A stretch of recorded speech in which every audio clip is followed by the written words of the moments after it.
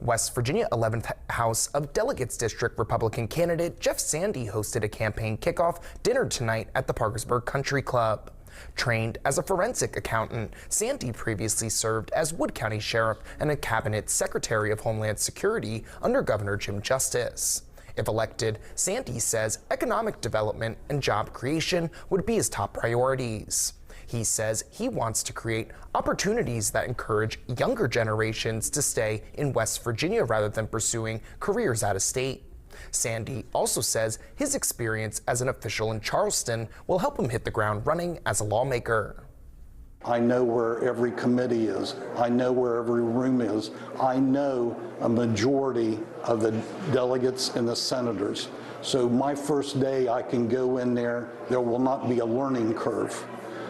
I am proud of the fact that as Cabinet Secretary for Homeland Security, every piece of legislation that I introduced was passed. And so first day I will be running. Sandy was joined by family and supporters. Representatives from several labor unions attended the campaign kickoff to show their support for Sandy. Local attorney George Cosenza, former Washington County Sheriff Larry Minks, who worked with Sandy when both were law enforcement officers in West Virginia, spoke in support of Sandy as well.